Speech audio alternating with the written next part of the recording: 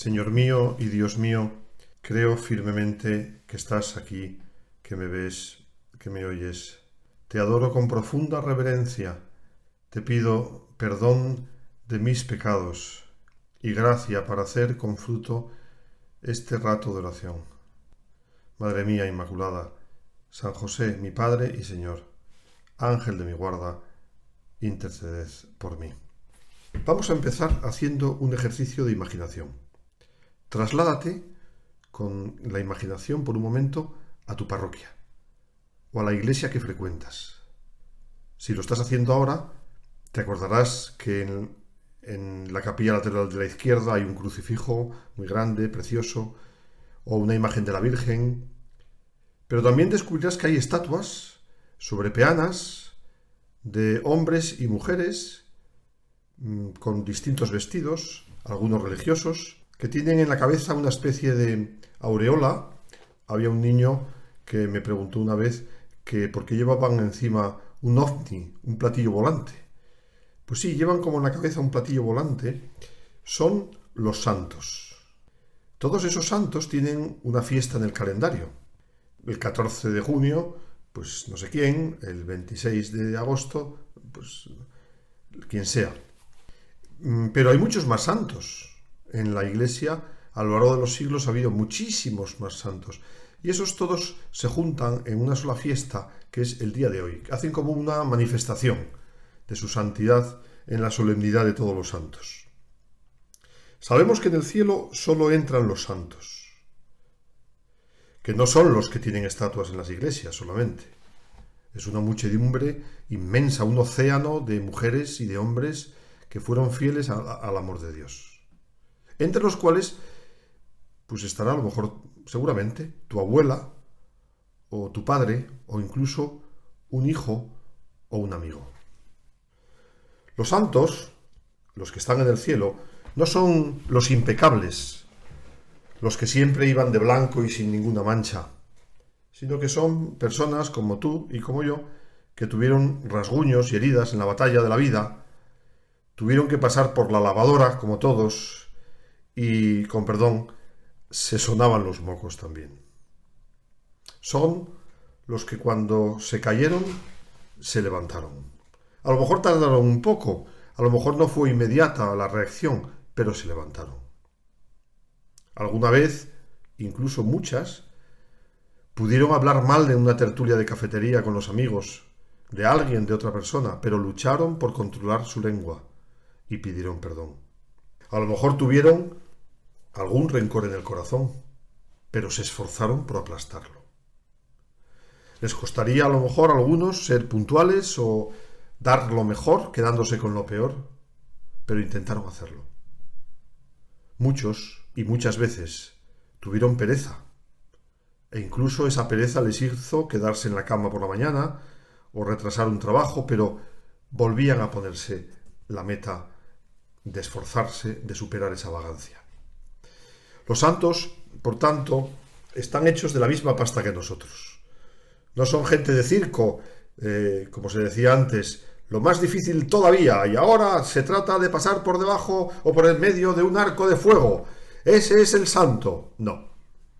El santo es una mujer, un hombre, incluso una niña, un niño, que luchando por tener un corazón puro, misericordioso, por tener una mirada limpia, por hacer felices a los demás, poco a poco, con luchas, con caídas y a veces luchas duras, alcanzaron esa perfección de la que habla el Señor. Sed perfectos como mi Padre celestial es perfecto. Porque es verdad, Jesús, ser santo es parecernos a ti. Es eso la santidad. Es un proceso de transformación profundo, no es una pinturilla superficial ahí, no, 4 pinceladillas. Es un proceso como de transformación, de divinización. El santo va sustituyendo su voluntad por tu voluntad, Señor.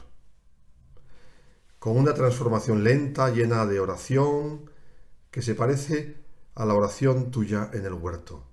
No se haga, Padre, mi voluntad, sino la tuya. Porque ¿Cuántas veces queremos forzar la voluntad de Dios, que se cumpla la nuestra? Y en vez de decir, Señor, que se haga tu voluntad, te decimos que se haga la mía.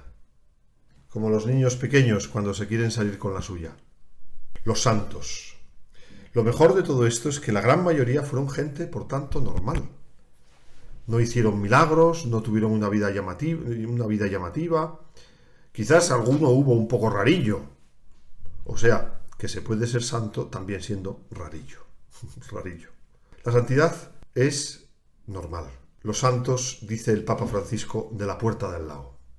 Una vez leía a un autor que lo explicaba así. La pequeñez se hizo grandeza. Dejaron huella y lo mejor es que ni siquiera se dieron cuenta. Pero eso sí, allá por donde pasaron fueron fermento del Evangelio. Esta es, ni más ni menos, la festividad de todos los santos. Lo que sí podemos decir es que ser santo es incompatible con la mediocridad. Comprobamos cada día que el camino hacia la santidad está torpedeado por el ruido de la mediocridad.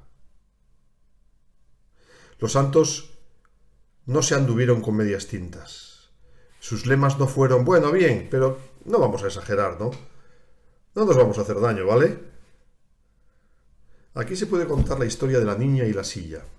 Recibe una familia una visita en su casa. Estaba el matrimonio y una hija pequeña. La niña la colocan en una silla y mientras hablan los padres con la visita, la pequeña se movía, se marchaba, iba, venía. Su madre la llamaba al orden y le decía, ven, tienes que ser buena. Y la niña se sentaba. Pasaba un instante y la niña empezaba otra vez, como es lógico, a moverse, se aburría. Su madre, con un lenguaje confuso, un poco confuso, le decía, tienes que ser buena. Y la niña otra vez se sentaba en la silla y se quedaba quieta. Hasta que hubo un momento en que, incansable en su capacidad de moverse, de un sitio a otro de la habitación, exigió de su madre una especie de advertencia más grave, porque no paraba. Y entonces la madre, dirigiéndose a la pequeña, le dijo, tienes que ser buena, porque si no eres buena, no irás al cielo. La niña se quedó mirando a su madre y con una expresión como de susto le dijo, mamá, y en el cielo también tendremos que ser buenos. La niña iba interpretando sin darse cuenta que ser bueno era lo mismo que estarse quieta. Ser buena significaba para ella inmovilidad, estarse quieta en una silla, no cometer, no molestar, no hacer nada. Y nos resulta explicable su terror de imaginar una eternidad en la que ella tendría que estar sentada en una silla pequeña y sin moverse a sus 5 años. Es una buena lección, porque nos puede ayudar a reflexionar. Lo que a la niña se le decía que tendría que hacer para ser buena era estarse quieta, no moverse, como si la bondad fuese inmovilidad o como si fuese vacío. El presentimiento de la niña debía parecerse mucho más al infierno que al cielo, puesto que el cielo, que será la vida de amor para siempre junto a Dios, es un despliegue constante de vida del Espíritu, un movimiento incansable de amor y de entrega a Dios. Por eso, también nosotros tenemos que repasar nuestro concepto de la santidad, porque quizás, de una manera inconsciente, tengamos una idea deformada de la bondad, de la santidad, de lo que significa ser bueno y santo. Porque podemos tener la impresión de que ser bueno significa algo parecido a inmovilismo, no hacer el mal a nadie. Y Jesús, en el Santo Evangelio, nos muestra que así no es el hombre bueno. La santidad, más que en hacer cosas grandes, está en cumplir los deberes pequeños de cada instante con amor. No es poco, pero no es fácil. Porque esto sin duda es un camino contracorriente.